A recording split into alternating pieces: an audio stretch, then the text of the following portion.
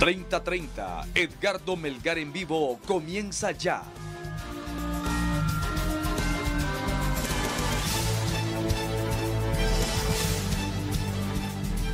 Saludos amigos de 30:30, qué bueno que están con nosotros. Gracias por su amable y gentil sintonía para este programa de hoy, 10 de abril, Domingo de Ramos. Teníamos 2 años de no tener esta ceremonia, esta celebración, ¿verdad? La feligresía hoy ha estado muy contenta y con mucho respeto también a las medidas de bioseguridad en esta actividad de conmemoración del Domingo de Ramos, lo cual nos alegra mucho. Ya vamos a hablar sobre ese tema más adelante cuando abordemos el tema del COVID.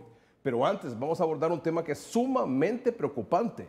Es el tema de la inseguridad alimentaria que ya se está viviendo por aproximadamente unos 2.6 millones de hondureños. Sí, 2.6 millones de hondureños. Yo quisiera toda su atención, por favor, para que juntos nos informemos y entendamos exactamente qué es lo que está pasando.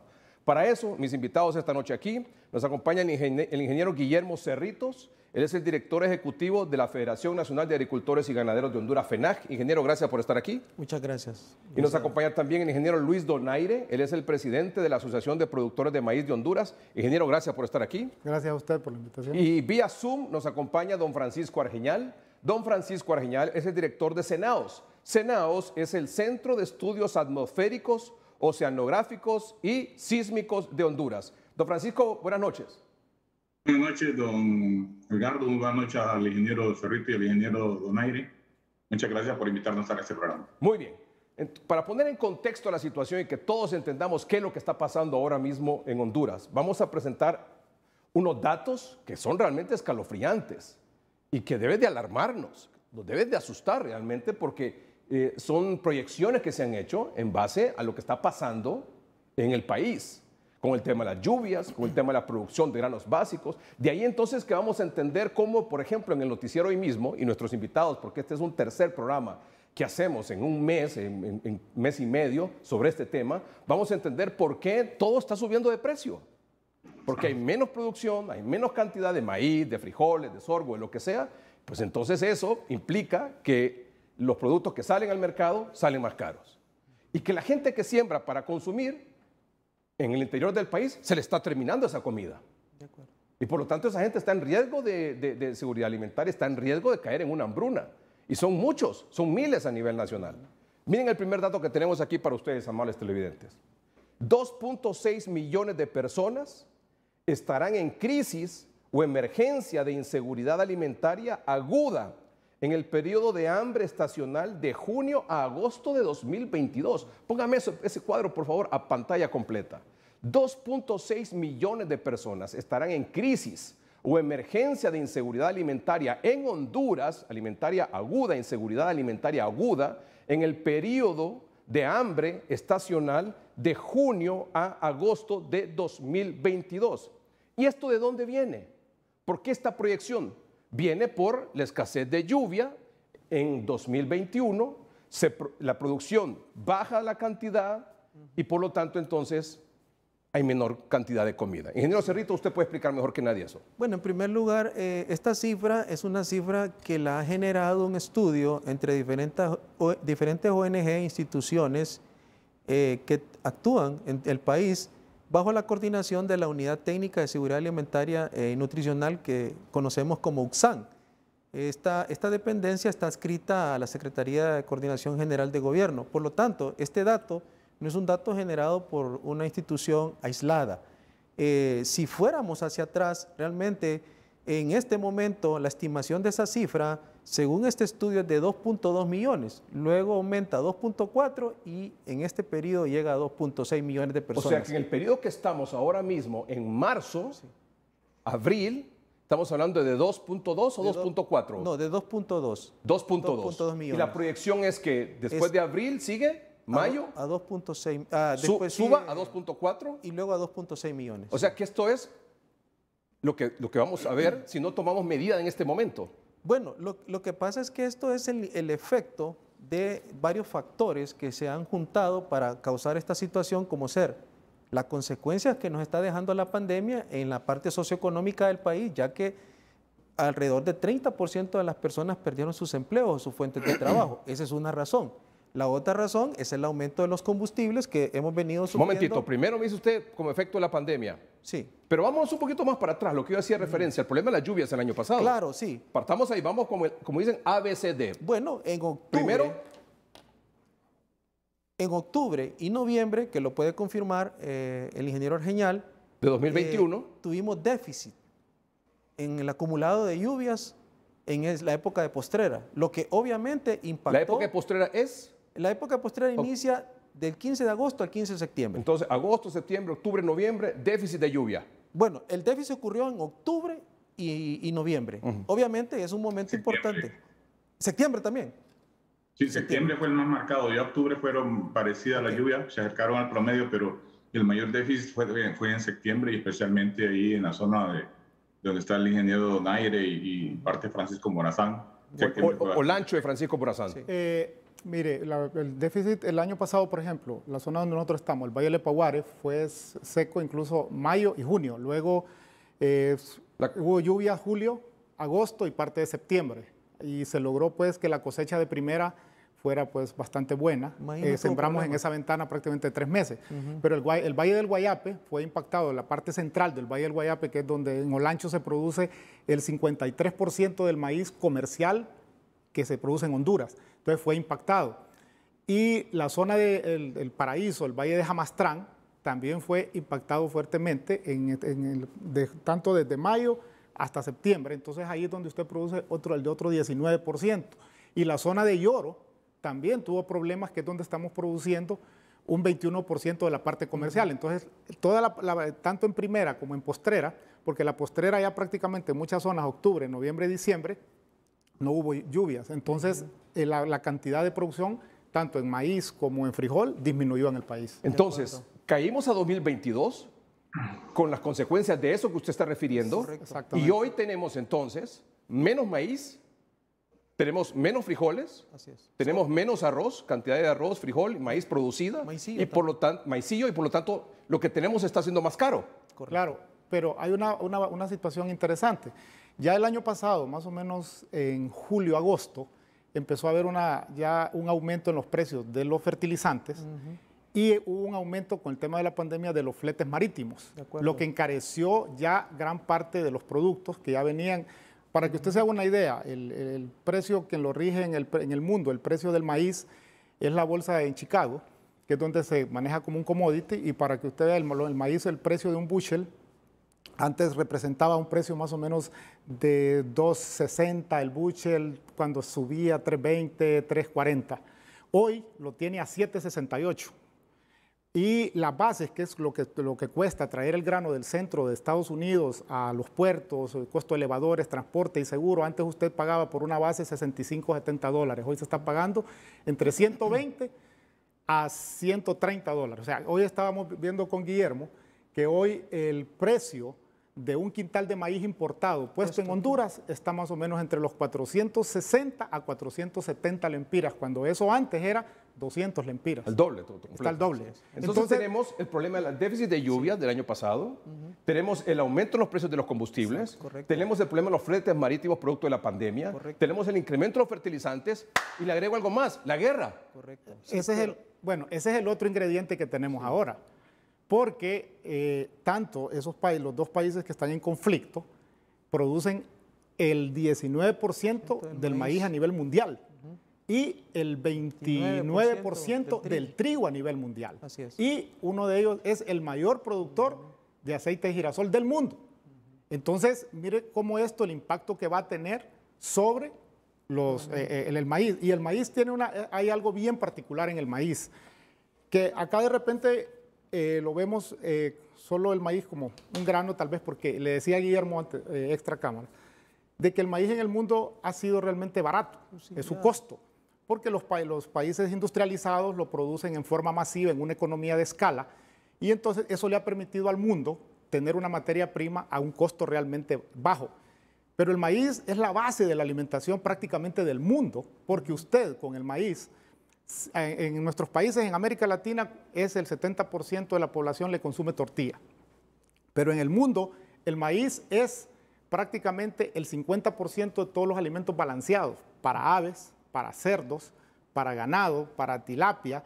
Entonces, el maíz, o sea, cuando el maíz se encarece, se le va a encarecer el huevo, se va a encarecer el pollo, se va a encarecer la carne de cerdo, se encarece la tilapia, entonces, la carne de res también. La carne de res, porque la finalización en el mundo moderno, de los novillos de engorde, se hace en feedlot, que se ocupa grano. Entonces, todo va a tener un impacto. Por eso es que estamos viendo en los mercados, en los supermercados, que no solo se trata del maíz, del precio de las tortillas, de los frijoles, del arroz, sino que del huevo, del pollo, de la carne de res. Todo. El maíz es la base de la alimentación. Y la capacidad adquisitiva de la población cada vez es menor. Claro. Así es. Y hay otro fenómeno que se da en el mundo. Antes, usted producía un grano, por ejemplo, en Olancho, y en un tiempo los centros de almacenaje eran ahí mismo.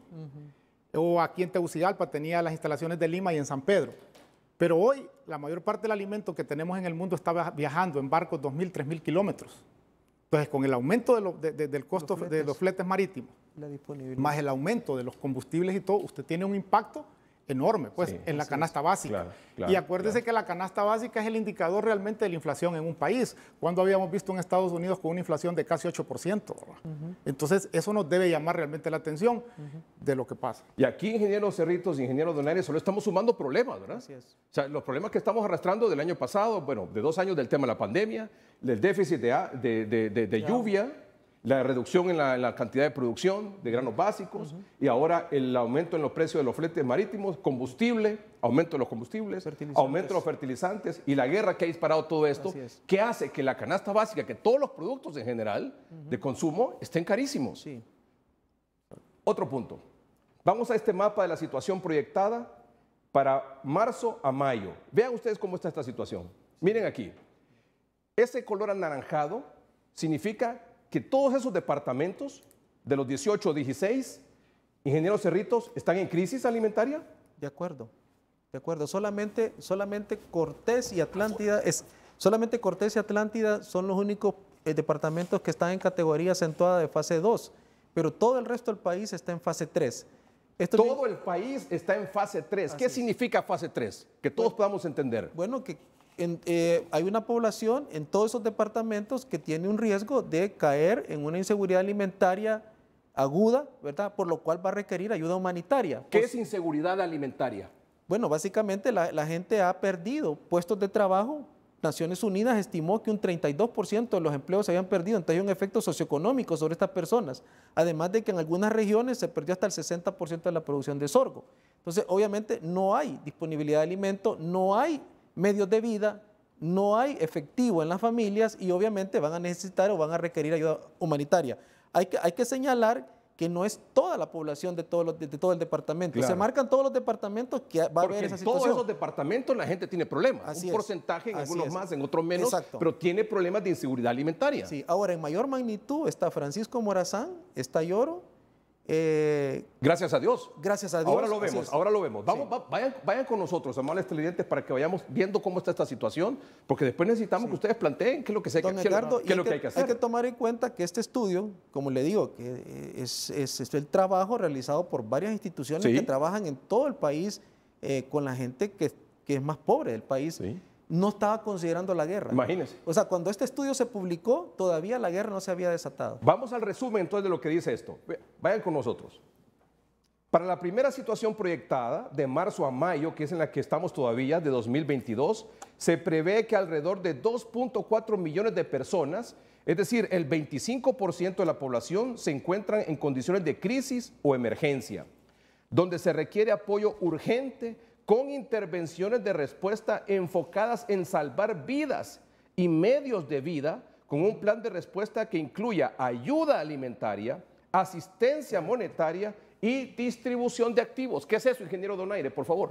Bueno, mire, cuando uno ve, en Honduras siempre hemos dicho que hay un 70% de población que es pobre, pero que tenemos más o menos de ese 70, un 25, un 40 en extrema pobreza.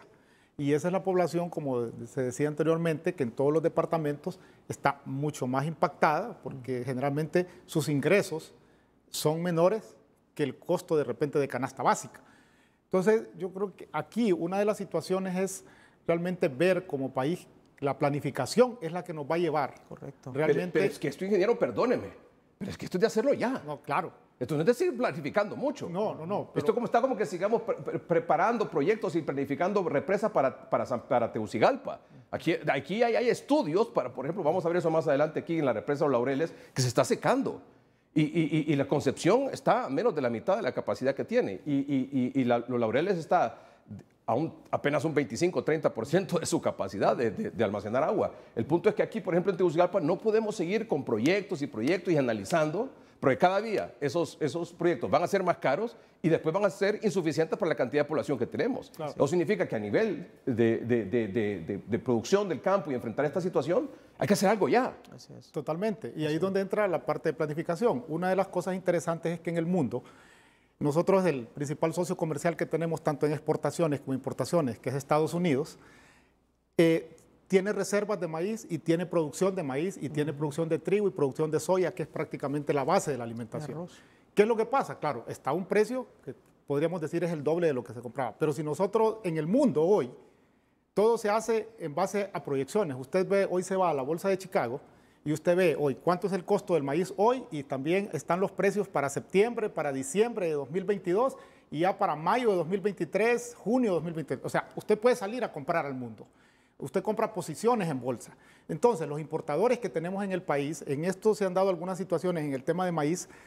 Hay un convenio de granos, donde los productores tenemos ya, junto con la industria que procesa harina, ya sabemos cuántos productores hay en Honduras, cuánto estamos produciendo, y en base a ese convenio vienen las importaciones. Entonces, ¿qué es lo que se tiene que hacer? Si usted ya sabe que en Honduras el consumo más o menos de maíz son 12 millones de quintales por año, porque esto se saca de que se calcula que un humano puede consumir 200 gramos ¿Y de esos 12 diarios. millones cuántos producimos aquí? Estamos produciendo unos 7, 8 máximo. Y el resto entonces hay que importarlo. Se importa en lo que es maíz blanco, pero estamos importando ya casi 15 millones de maíz amarillo de Estados Unidos, que es el de alimento balanceado. Estados Unidos hoy por hoy, ¿de qué manera nos puede ayudar en esto? Bueno, garantizándonos por lo menos el abastecimiento. Por eso le digo, el mundo tiene que salir a comprar. Yo creo que hoy, si nosotros sabemos que en estos departamentos, en estos próximos 4 meses, 5 meses, no hay prácticamente producción de granos en Honduras, porque hasta ahorita va a iniciar la siembra de primera. Entonces el país tiene que ya ver cuánto es lo que tienen las empresas importadoras en bodega, cuánto tienen comprado y a futuro y de ser necesario, en esto, ver si se puede traer a una cantidad por medio de estas empresas que son importadores para poder almacenar en el Lima, para distribuirles a esas municipalidades que tienen más riesgo en los pueblos. Clarísimo. Sí. ¿Cuánto tiempo me dice usted que con lo poco que tenemos de producción en este momento, es como el tema del agua también, que ya lo va a mencionar don Francisco, en la represa, por ejemplo, aquí en Los Laureles y La Concepción? O sea, si no llueve, por ejemplo, Los Laureles aquí, les cuento, más adelante veremos también, solo tiene agua para 30, 35, 40 días. Los Laureles, que abastece un 23-25% a la capital de agua. En el caso de los granos básicos, ¿cuánto tiempo no vamos a tener producción? Ahorita, las siembras que hagamos en mayo... Un momentito, no me hable de siembra. Producción, cosecha. Vamos a tener producción ya más o menos a finales de septiembre, principios de octubre. Finales de septiembre. Entonces estamos en abril. ¿Qué va a pasar en abril, en mayo, en junio, en julio, en agosto y a principios de septiembre? ¿Qué va a pasar en los próximos 6 meses aquí en Honduras? Bueno, mire, creo que una de las ventajas, como le decía, es que las empresas que han estado manejando la importación tanto de maíz para harinas y las empresas que trabajan con alimentos balanceados, ellos ya tienen sus proyecciones. Sí, pero está hablando del maíz, pero yo le estoy hablando de la canasta básica en general. Bueno, pero como decíamos anteriormente, el maíz es la base de esto. Entonces, igual en arroz. Ya las empresas que Estados Unidos, nosotros estamos importando 3.7 millones de quintales de Estados Unidos, de los 4.7 que se consumen. Pero nosotros no vamos a tener producción dentro de 6 meses. 5 meses más o menos. Por eso, no vamos a tener producción. Muy poca, tal vez los lotes de riego y todo. La salida es que entendamos todos, el titular, la salida para esto es... revisar inventarios con las empresas que están dedicadas a esto y ver los municipios, como ya decía el alcalde de Texivo, que puede haber en esos municipios cuánto va a ser la emergencia para poder abastecerlos durante los próximos 3 o 4 meses. Bueno, estamos claros. Sí. Muy bien. Ahora, una gran ventaja... Un momentito. Los departamentos que tendrían la mayor severidad en condiciones de crisis o emergencia, gracias a Dios, Lempira, Intibucá y La Paz, y Santa Bárbara. Ojo con eso. Sí. Y Santa Bárbara. Pero venga aquí, ya hay problemas aquí en El Paraíso, Sí. en Texigua. Sí. Veamos. Esperar la fe en Dios que va a llover. Es la única esperanza de nosotros el invierno. Sin invierno nosotros aquí somos nada, solamente Dios con nosotros. Nada, aquí no tenemos nada. Aquí solo mi Dios que tira el invierno. ¿Sí? De lo contrario, las cosechas no se riegan. No se riega porque aquí no hay agua. En lo que va de 2022 no ha llovido en el municipio de Texigua, en El Paraíso. El agua estamos complicados porque el único vertiente que hay es abajo. Ahorita se consume el agua. No llega ni a la mitad de la pila, pues hasta ahorita estamos ahí cuidando el agua, pues solo para tomar, y aunque mucha gente para lavar va a buscar agua larga. ¿No Sí, hay así. agua entonces para cosechar? No, para sembrar no tenemos agua aquí, solamente para el consumo de bebida. Cansado, miren que estoy en de la mañana jalando agua. El día son 7 tambos. Sí, 7 tambos para llenar un barril. ¿Y cuánto recorre más o menos usted en tiempo? El tiempo, como algunas 2 horas yo creo. ¿Para hacer cada Sí, viaje? sí, cada viaje. La mayor parte de cosecha de primera del maíz se perdió. ¿Y hace cuánto se dio esta cosecha, por ejemplo? Hace ahorita, como en noviembre, unos 5 meses yo creo. Sí. ¿Y ustedes siembran para su consumo, para comer aquí mismo? Para el consumo, sí. Sí. ¿Y cómo hacen si no hay siembra? Tenemos que aguantar. Tenemos que aguantar porque si no hay, ¿Aguantar hambre? aguantar hambre pues. Son casi 1.500 familias que están sufriendo ya la falta de alimentos. A mi Diosito no los deja. No se come, no. Porque aquí nosotros somos pobres de trabajo, que no tenemos empleo, no tenemos nada. No hay comida, sí, no, estamos jules, sí, estamos jules sin maíz, nada. Sí, porque el principal es el maízito y los frijoles. Lo poco que tenían se les está acabando. La proyección para este 2022 es más dramática. La semana pasada, la alcaldía de Texigua, en El Paraíso, decretó emergencia alimentaria. Con el trabajo en campo de la periodista Erika Romero, Dorina Murillo, 3030. Bueno, pues eso es lo que está pasando. Esta gente está produciendo para consumo propio, para su familia. Y se está quedando sin esa producción ya de lo que tenían. Esa es la reserva que ellos tenían, se les está acabando, ¿sí o no? Totalmente. Y esta situación, ¿en qué otros lados está pasando? Bueno, prácticamente todos los municipios del Corredor Seco. ¿Cuáles son esos departamentos? Es parte del Paraíso, parte de Choluteca, parte de La Paz. ¿La Paz? ¿Un poco de Valle? Un poco de Valle, sí. Algunas zonas del occidente también, algunas las partes también se ven impactadas, pues. Donde hay, y también, acuérdese, dentro de las ciudades, también usted tiene personas que dependen de compra, que prácticamente no producen y tienen que comprar, y de repente, como se mencionaba antes, que sus ingresos han disminuido. No hay, entonces los productos son más caros, los ingresos no le ajustan para comprar la comida al precio que está en este momento. Cerramos con esto este segmento. Por lo tanto, a partir de abril, el mercado se abastece principalmente de las reservas provenientes de las últimas cosechas y en menor medida de la importación de granos básicos, mientras que la demanda por parte de los hogares productores empieza a elevarse a medida que consumen sus propias reservas. Correcto. Debido a esta dinámica, los precios reportados durante ese periodo inician un alza estacional, reduciendo la capacidad adquisitiva de la población, tanto la urbana, que depende principalmente de la compra, como la rural. Ahí está clarísimo, ingeniero Cerritos. No, de acuerdo. Si miramos una variación interanual de los precios de marzo del año pasado a marzo de este año, en el caso del maíz, ha habido un aumento de 33%. Usted compraba una carga de maíz alrededor de 900 lempiras, hoy le cuesta 1.200 lempiras. En el caso del frijol, ha habido un incremento de 36% interanual. O sea, una carga que le costaba 2.200 lempiras de frijol el año pasado, en este mes, hoy le está costando 3.000 lempiras. En el caso del arroz, la variación es menor porque hay mucha influencia del arroz importado, que es más de un 70% de lo que consumimos anualmente, ahí solo hay un 14%.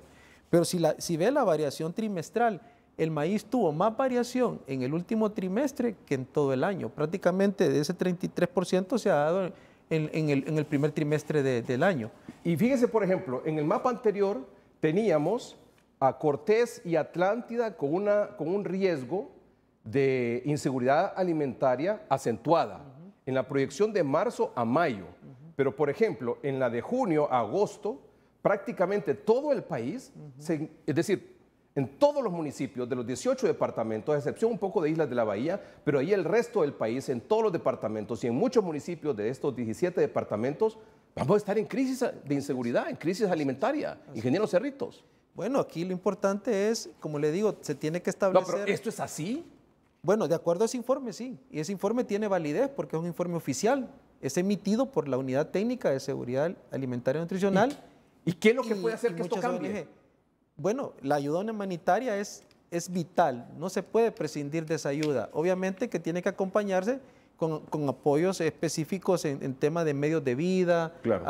Lo que usted decía, de agua, ir planificando dónde están las reservas para llevar a las alcaldías, llevarles comida. Totalmente. Llevarles comida. Permítame un momentito, tenemos que hacer una pausa comercial. Pero cuando regresemos, entra también en el juego nuestro delantero estrella aquí, el ingeniero Francisco Argeñal, para que nos diga, bueno, en medio de esta situación, ¿y este año va a llover o no va a llover? Porque solo quiero dejarles con estas imágenes, por favor, no sé si tienen ambiente, de hoy, esto es de hoy, el río Choluteca. ¿Conocen el río Choluteca? Claro, sí. ¿Saben ustedes el río Choluteca? ¿Lo conocen? Miren cómo está el río Choluteca hoy.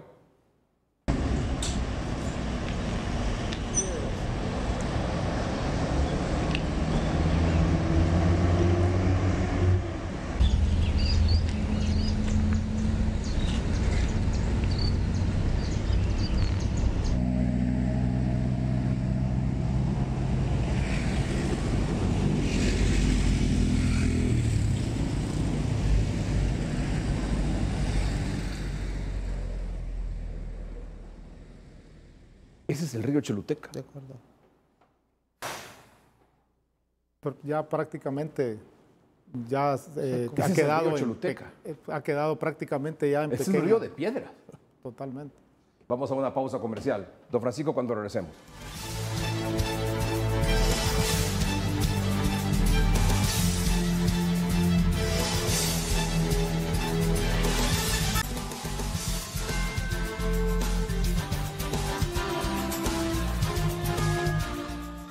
Están aquí en el estudio el ingeniero Guillermo Cerritos, director ejecutivo de la FENAC, Federación Nacional de Agricultores y Ganaderos de Honduras, el ingeniero Luis Donaire, presidente de la Asociación de Productores de Maíz de Honduras, don Francisco Argeñal, director de Senados, es el Centro de Estudios Atmosféricos, Oceanográficos y Sísmicos de Honduras. Bueno, don Francisco Argeñal, después de esta situación, ¿tendremos lluvia este año? ¿Cómo está la cosa?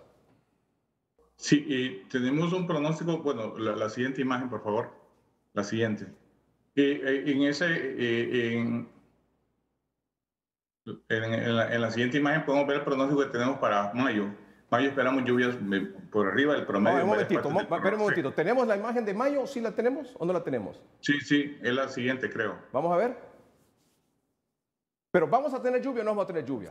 Sí, esta es la imagen de mayo. Vamos a ver. Sí tenemos pronóstico de lluvia para mayo. Mayo se esperan que las lluvias estén dentro del promedio o un poquito más arriba del promedio. El color verde aquí lo relacionamos con lluvias o exceso de lluvia y los amarillos y los rojos con déficit de lluvia. Entonces miramos a mayo sin ningún problema. El problema no es mayo. Esperamos incluso algunas lluvias tempranas ahorita en abril. Después de Semana Santa esperamos que empiece a llover en la parte occidental ya desde el viernes o sábado en la parte occidental. El domingo posiblemente en algunas lluvias en el centro y sur, pero más que todo para el lunes y martes después de Semana Santa ya esperamos algunos chubascos aquí en la zona centro y sur de Honduras. En mayo esperamos lluvias normales, lo mismo que a principios del mes de junio, pero si miramos la siguiente imagen, esto es junio, esa mancha que ustedes miran café en la derecha significa un déficit de lluvia de que ahí solo llovería la mitad. Estamos hablando de parte de Colón, parte de Olancho. Gracias a Dios y de Olancho. Gracias a Dios. Y el paraíso. Y el paraíso. Sí, pero la parte café más clara ya estamos hablando de un déficit menor. El mayor es arriba. O sea, cuando el color café es un déficit mayor de lluvia. Sí. ¿Y el amarillo? Ahí solo llovería menos de la mitad de lo que normalmente llueve. Y en la parte café claro, que se ve en el mapa, el naranja, ¿sí? Ahí tendríamos lluvias entre un déficit de lluvia de un 20 a un 40% menos de lluvia. Y ahí abarca el Valle del Epaguare, que es una zona bastante frágil, que con un 20% menos ya implica problemas para el manejo de los cultivos, lo mismo que en el valle de Jamastrán y parte del valle de Talanga y el valle de Cantarranas, el valle de San Francisco, la villa de San Francisco, se ve afectada también por esa parte de menos lluvia para el mes de junio. Y esto es lo que nos está enseñando las campanas de una posible inseguridad alimentaria para varios municipios que el año pasado resultaron con afectación en su producción de postrera, que como mencionaba ahí el alcalde de Texíhuatl, toda la parte sur del Paraíso, gran parte del Paraíso, y lo mencionaba también don Donaire, la parte de Olancho, donde está Silca, donde está Salamá, La Unión, Concordia, Campamento y parte de Juticalpa, salió bastante afectada también con la producción de postrera debido a las pocas lluvias que tuvimos incluso durante el mes de septiembre del año pasado. Y la parte sur de Francisco Morazán, pues Maraita, bueno, en Francisco Morazán tenemos varios municipios, tenemos desde Talangas, Cedros, Cantarranas, a Villa San Francisco, a Tatumbla, la Villa de San Antonio. Sí. Bueno, aquí con esta gráfica, donde está lo café, es donde está la menor cantidad de lluvia. Y luego la anaranjada, donde tendrá poca lluvia también. Pero lo más difícil es la parte café, ¿correcto? Sí. Pero aunque esté anaranjado y esté café y amarillo, hay problemas de lluvia. Claro, hay déficit. La parte naranja también es problemática, licenciado, Así porque justamente ahí lo pueden explicar mejor los dos ingenieros que tienen ahí a la par, que es justamente cuando el cultivo de maíz ocupa bastante agua. Así es. Y en algunas zonas del centro de Honduras, ahí entre Francisco Morazán, el Paraíso y Olancho, es donde llueve poco, en ese mes no llueve tanto. Entonces, con ese déficit de lluvia se podría haber amenazado el rendimiento de los cultivos. Maíz. ¿Cómo ven eso? Bueno, conclusión de esto que nos ha dicho. En la parte anaranjada se concentra el 60% de la producción de maíz del año. Comercial.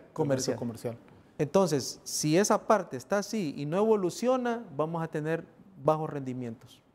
O sea, peor de lo que estamos. Sumado a que la disponibilidad de los fertilizantes está garantizada, pero no sabemos la capacidad adquisitiva del productor para poderlos adquirir. Interesante, y para don Francisco ahí también ver que la parte donde está Juticalpa, en la zona de Olancho, igual está en amarillo un poco más claro.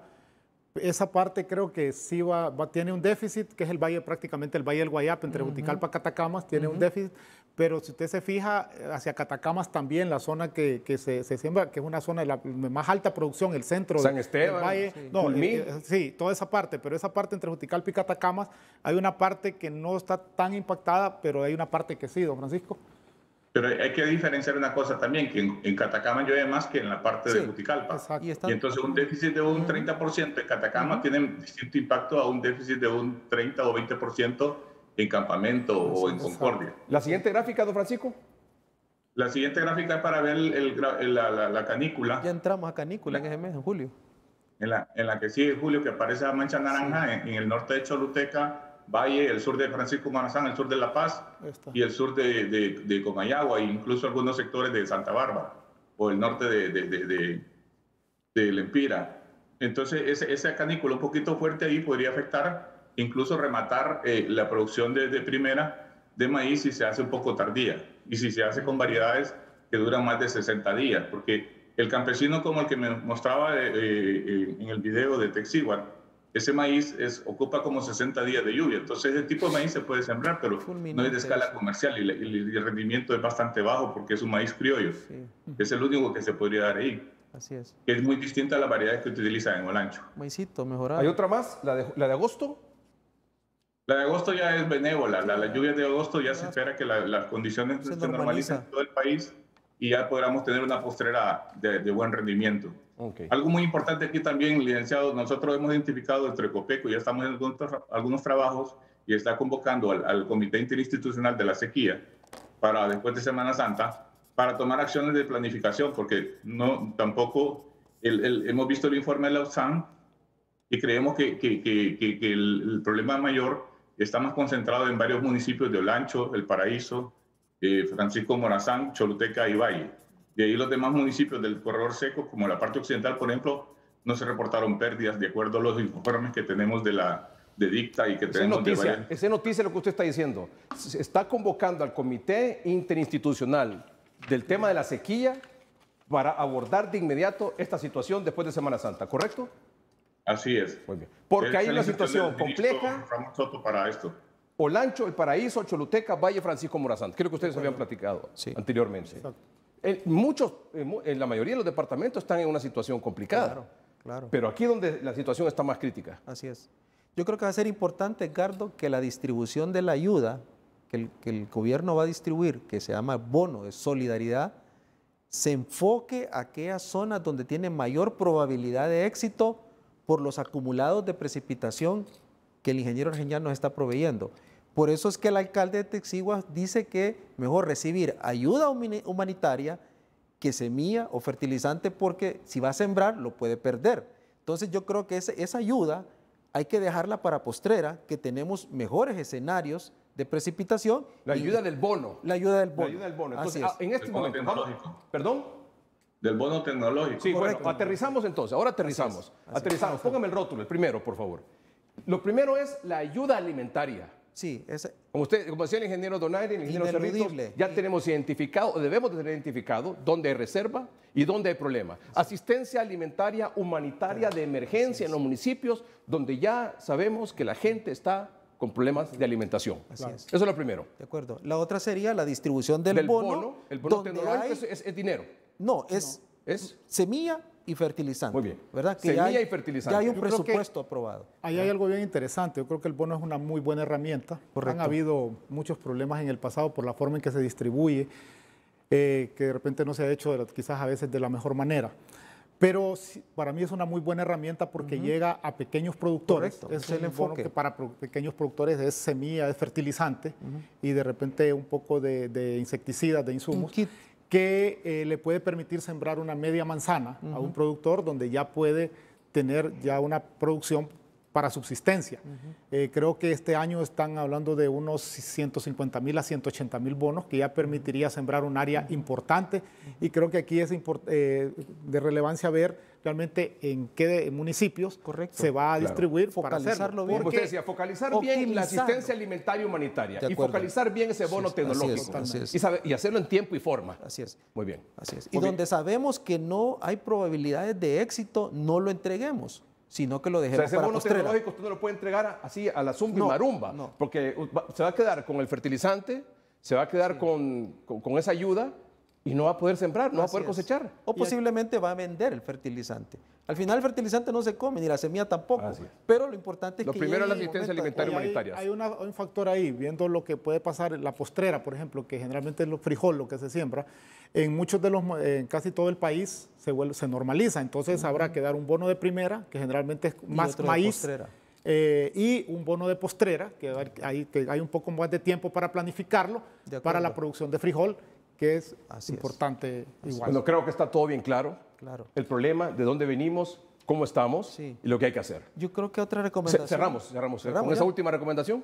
Asegurar con los Estados Unidos la disponibilidad de al menos de 300,000 toneladas métricas de trigo, 300,000 toneladas métricas de harina de soya, 15 millones de quintales de maíz amarillo y como mínimo 3 a 4 millones de quintales de arroz. Yo creo que esto es importante que lo podamos asegurar con nuestro principal socio comercial. Arroz, trigo, soya y maíz. Son los 4 productos importantes que son transversales en toda la alimentación del país. Son la base de la canasta básica. O sea que con Estados Unidos no hay que estar peleados en este momento. Hay que estar... Afortunadamente y históricamente han sido nuestros proveedores de estos 4 productos. Y ellos tienen reservas. Muy bien. Gracias, ingeniero Guillermo Cerritos, director ejecutivo de la FENAC. Don Luis Donaire, presidente de la Asociación de Productores de Maíz de Honduras. Don Francisco Argeñar, como siempre, director de Senados. Muchas gracias por haber estado con nosotros. Vamos a la pausa comercial. Cuando regresemos, no se pierda. Si usted no lo conoce, se va a quedar asustado cuando mire, asustada cuando mire cómo está en este momento la represa de Los Laureles, aquí en la capital. Ya volvemos.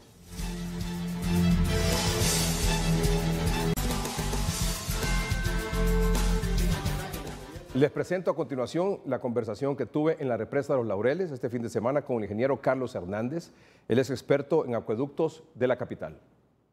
¿Cuál diría usted que es el nivel actual, a nuestros amables televidentes, de la represa Los Laureles? Sí, la represa, que cuenta un volumen de 10.5 millones de metros cúbicos, actualmente tiene poco menos de 3. O sea, está casi ¿De 10 millones de metros cúbicos. Tiene menos de 3. Que tiene la capacidad. Tiene menos de 3. Tiene menos de 3 millones de metros cúbicos. Bastante bajo el nivel. ¿Diría usted que es un nivel crítico? Sí, pero la operación de la represa lo contempla. Está dentro de los límites. Sí, está en los límites. Y ahora dependerá del comportamiento del invierno que la situación no se vuelva más crítica. Pero está dentro de los límites. Hay agua aquí para un mes y medio más, esperando que llueva. Y ojalá de verdad no llueva. Meteorología, se trabaja bastante con meteorología en la institución, ahora la UMAPS, que maneja el sistema, para ver cuándo va a llover y así poder operarla.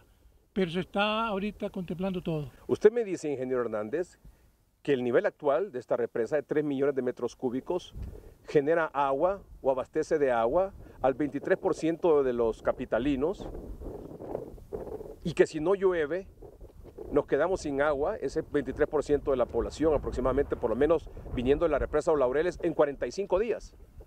Aproximadamente, sí.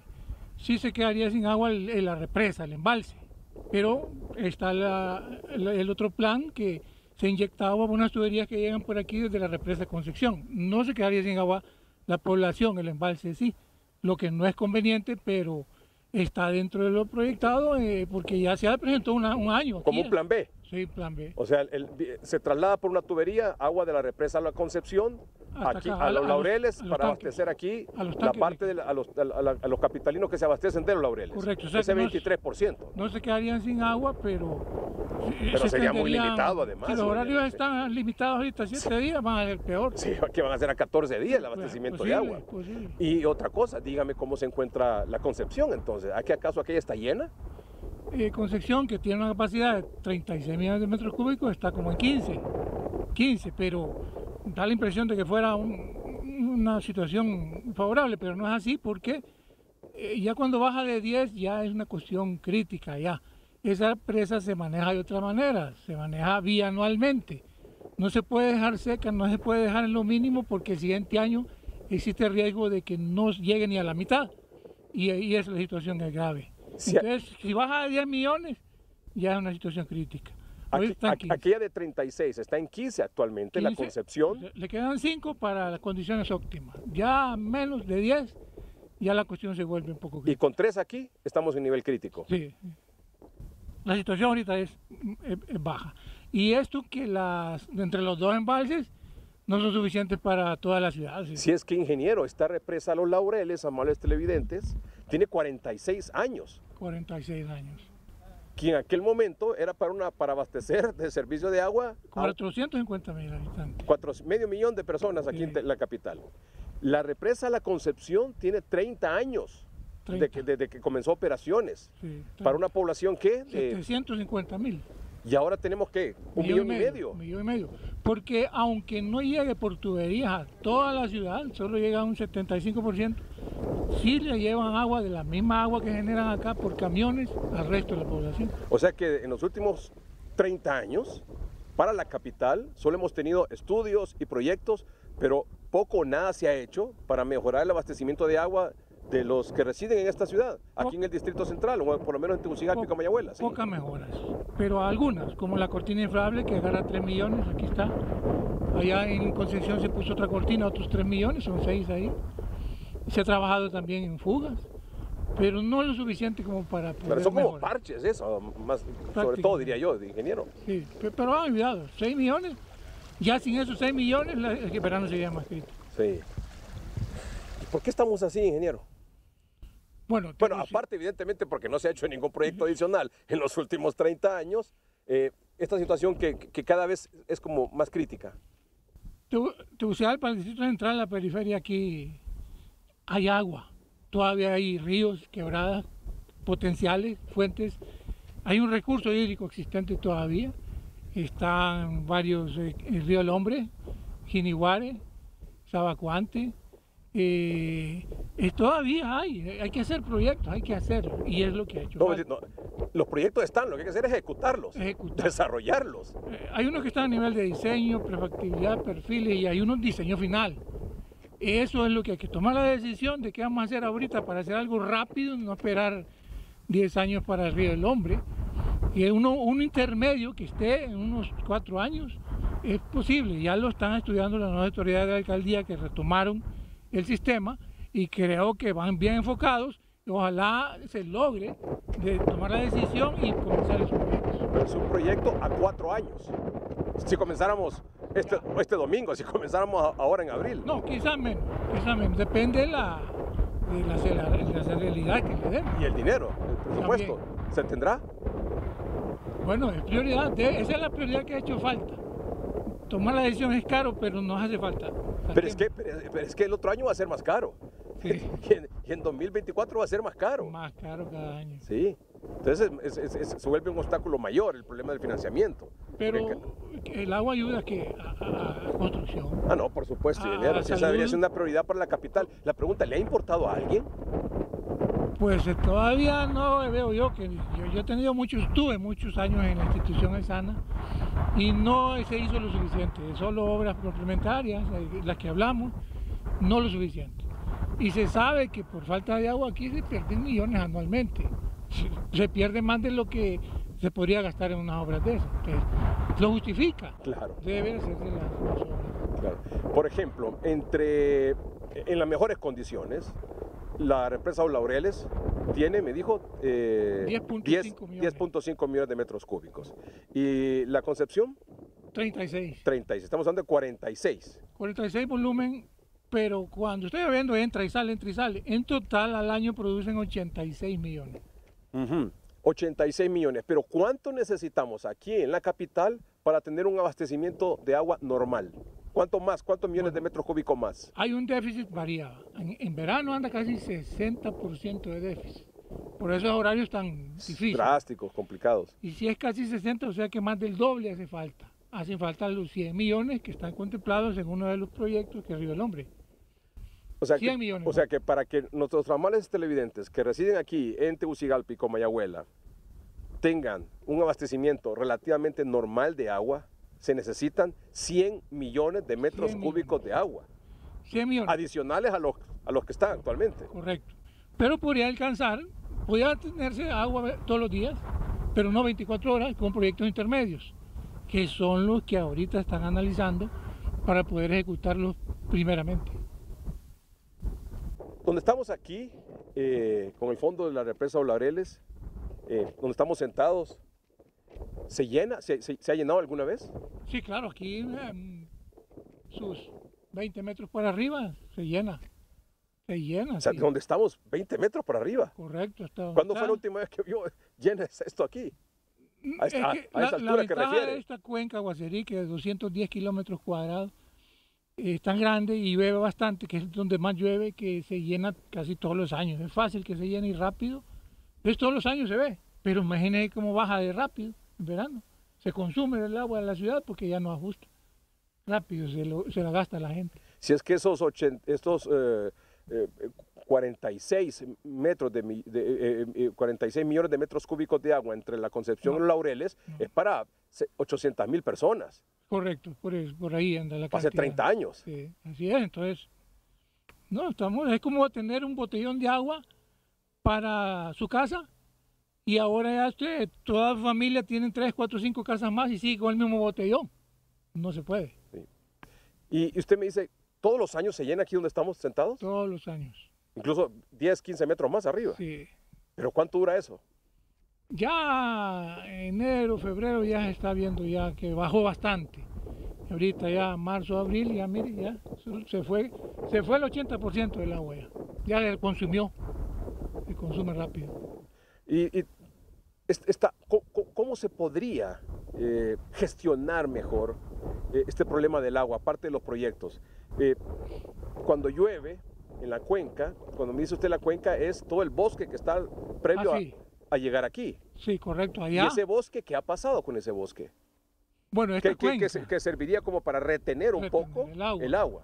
¿Qué ha pasado ahí? Que no se nos pierda en invierno. ¿Por qué no retiene agua esa cuenca? Porque, bueno, con el transcurso del tiempo, no hay leyes que protegen el bosque, ya existen, pero no se han respetado. Mucha construcción, mucha población, crecimiento poblacional, incendios, cambio climático. El gorgojo dañó bastante cuando hubo gorgoso. Ahí nomás el gorgojo consumió como un 30% del bosque que existía.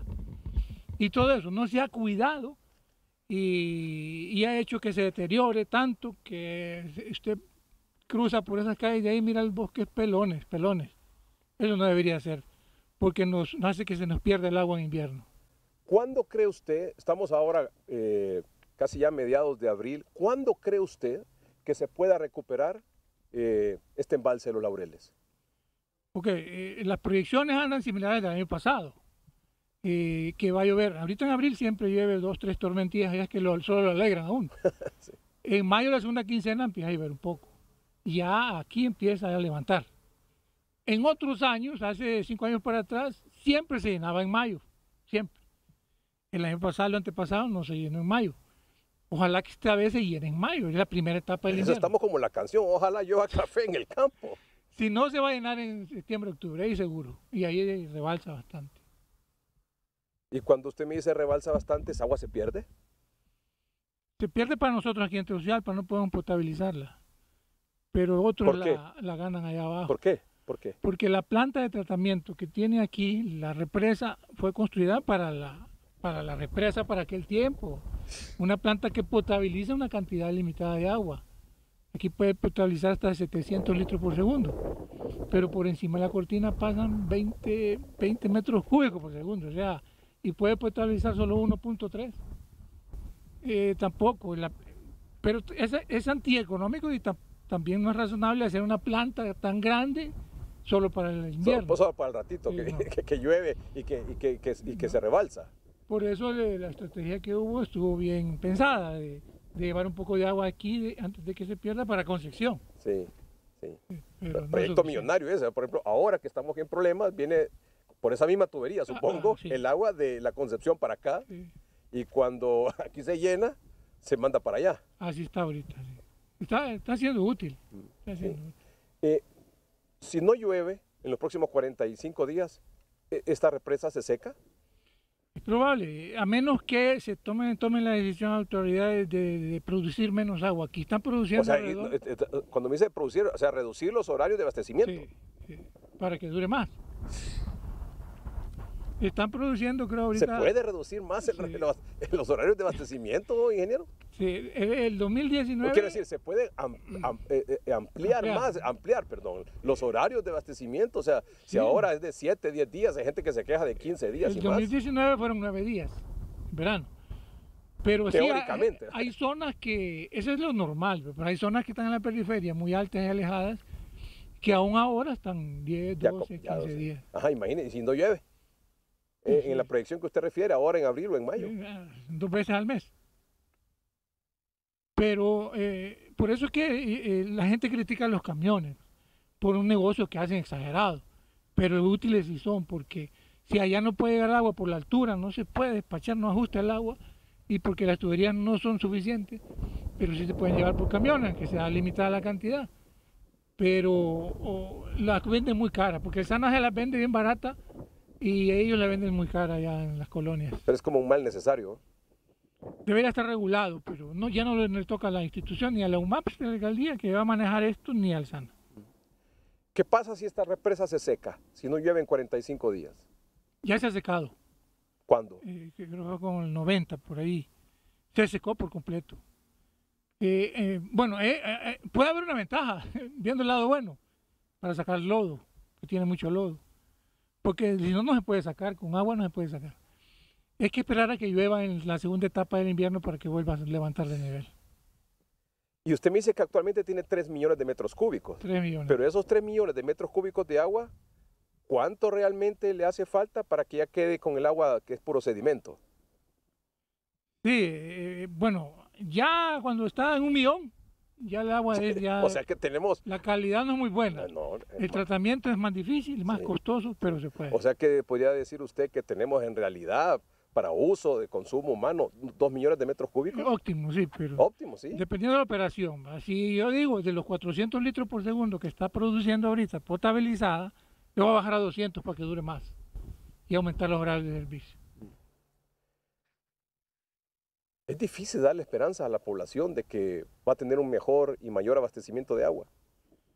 Mire, el sistema de Tegucigalpa está tan descuidado que no se le ha apoyado, no ha hecho inversiones viejos, las obras, los sistemas de bombeo, las plantas, los tanques, que yo lo comparo con Ucrania ahorita, una de las ciudades que fue bombardeada. Entonces, para recuperarlo no es tan fácil, pero hay que hacerlo. Entonces hay que empezar por lo más prioritario poco a poco. Producir más agua es lo más prioritario, para que ya en los próximos años empiece la gente a sentir una mejoría. Bueno, tremenda la situación. Gracias al ingeniero Carlos Hernández, experto en acueductos de la capital, por esta interesante conversación de este fin de semana sobre esta situación que es muy, muy difícil. Doctor Omar Videa, ¿cómo está? ¿Ya está de vacaciones? Muy buenas noches. Muy buenas noches, licenciado Edgardo Melgar. No, seguimos en actividades.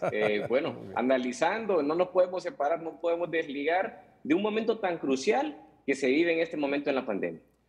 Y ese momento crucial usted lo explica después de la pausa comercial, ¿le parece? Correcto. Ya volvemos.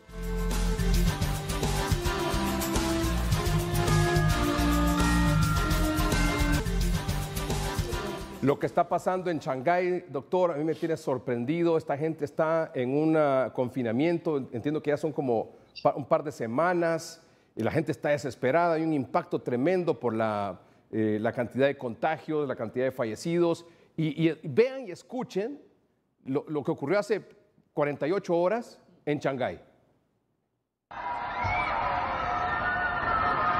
这个是正常的叫，完了终于200人，所有人都在叫，要命了！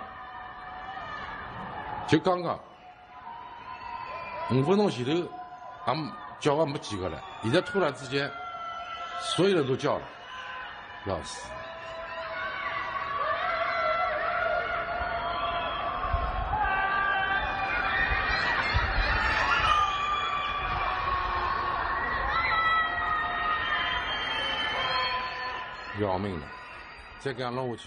En esos enormes edificios de apartamentos en Shanghái, la gente está desesperada, gritando, porque incluso ya están teniendo problemas de alimentos, de abastecimiento de alimentos, porque es un confinamiento, pero radical, drástico. Pero no los dejan salir a la calle para nada. Doctor, es una situación... ¿Por qué están pasando ellos por esta situación tan difícil, tan complicada? Sí, terrible la situación que se vive en China, siendo el país donde se originó el COVID-19, y vea usted que prácticamente 2 años y medio casi ya en este país, las olas nuevamente han afectado a países porque no ha habido un suficiente control, principalmente en las medidas de bioseguridad, y hay que establecerlo así. El descuido de la población, una relajación de esas medidas de bioseguridad ha llevado a que los casos se eleven tanto y que en Shanghái la semana pasada, en un tan solo día, hayamos registrado 23.000 contagios y 272 fallecidos en un tan solo día en una ciudad en China. Entonces, sin duda, que este es el resultado de lo que pues, esta población sembró, lastimosamente. Aquí está la cosecha, un confinamiento producto de lo terrible. Y vea que estaba todo relajado en China. Ahí no pasaba nada, los casos habían disminuido. Y cuando menos se acuerda, comenzaron a subir, y luego pues usted sabe que cuando un caso se comienza a multiplicar, se vuelve insostenible la situación como lo que están viviendo la situación en Shanghái. ¿La BA2 tiene algo que ver en eso? O sea, la subvariante del Omicron, ¿tiene que ver en ahí? ¿Es una causa también adicional? Correcto, por supuesto, porque el virus también se prepara y recrudece sus medidas, sus acciones. Así como la población se relaja, el virus también se fortalece en la debilidad del ser humano. Muy bien. Invito a nuestros amables televidentes para que en las redes sociales, en Noticias Internacionales, puedan buscar este video. Y hay más explicación, hay mucha más información. Aquí se lo hemos resumido rápidamente para que vean exactamente lo que está pasando en Shanghái. Pero ahora vamos a Estados Unidos. Vea esta gráfica, doctor. De diciembre de 2021 a abril de 2022. La línea roja es BA.1, la subvariante original de Omicron, y la BA2 en color verde, la subvariante también de Omicron, la reciente, ya es responsable del 82.66% de los contagios en Estados Unidos, doctor. Sí, es algo ascendente y esto ocurrió en semanas. El crecimiento que tuvo BA.2 fue pues, prácticamente en un 50% menos de tiempo de lo que la BA.1, que es la variante o el Omicron, la variante Omicron original, logró desplazar a Delta. pero con BA.2 lo ha hecho en un tiempo récord, que ninguna subvariante o variante lo había hecho en el mundo en relación a desplazar. Y prácticamente podríamos decir que en el mundo, en este momento, BA.2 es la variante predominante a nivel mundial. Y en los Estados Unidos es un fiel reflejo. Vamos a la pausa comercial y luego su recomendación para esta Semana Santa, doctor. Ya volvemos. Así es.